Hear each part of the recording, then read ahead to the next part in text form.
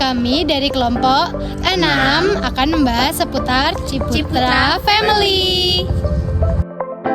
Halo semuanya, kenalin aku Naura. Aku dari Prodi Ilmu Tanah dari kelas M. Di sini aku akan memberikan sedikit saja profil dari Ciputra Family.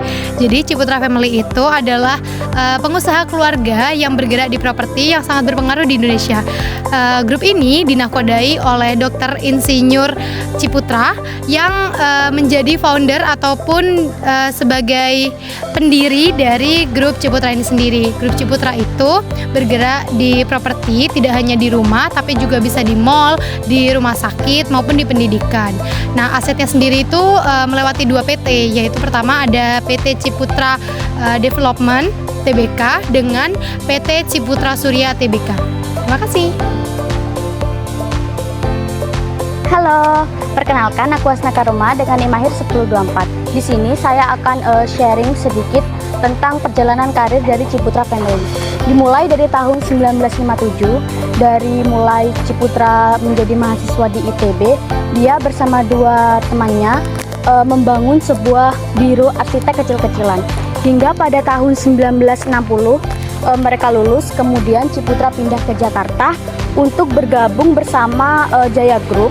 Dan di situ ia menjalankan proyek terbesar dia untuk pertama kalinya, yaitu merevitalisasi kawasan Ancol. Lalu sejak saat itu ia berkembang lewat Metropolitan Group, dan pada tahun 1981 ia mulai mendirikan sebuah perusahaannya sendiri sebagai yang kita kenal, yaitu Ciputra Family atau Ciputra Group. Pada perusahaan ini memiliki beberapa proyek seperti Citra Garden City, BSD, Citraland Surabaya, yang lahir dari visinya yaitu membangun kota mandiri di Indonesia. Dan Ciputra sendiri wafat pada tahun 2019, tetapi bisnisnya nggak berhenti di situ. Keempat anaknya itu sekarang memiliki posisi yang penting di perusahaan keluarga tersebut. Hingga generasi ketiga mereka sudah pada meluncur ke lapang dengan mengerjakan proyek-proyek besar baru mereka. Inilah bukti nyata bahwa bisnis yang dibangun dengan visi dan nilai yang kuat mampu bertahan hingga lintas generasi. Terima kasih. Halo, aku Pavin Karib dan Azmi dengan NIM Mahir 1040. Di sini aku akan menjelaskan tentang kiat-kiat keberhasilan dari Ciputra. Keberhasilan Ciputra merupakan suatu keberanian yang ada pada dirinya sejak masih menginjak masa mahasiswa, dengan terus berkembang melalui kerja keras, berinovasi, dan juga visi dengan jangka panjang.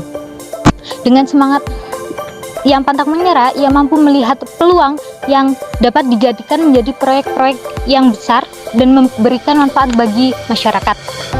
Selain itu, berani mengambil resiko, Ciputra juga terus belajar membangun jaringan yang lebih luas serta menjaga komitmen setiap usahanya. Bisnis yang dibangun tidak hanya sukses dalam masanya, tapi juga dapat diwariskan kepada generasi berikutnya.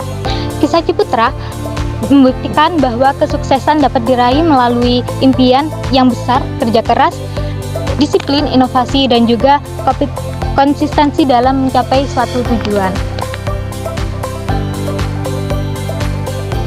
Hai, aku Ferry Prayoga Ramadana. Di sini aku akan berbagi tips sedikit tentang kiat sukses berbisnis bagi seorang pemula.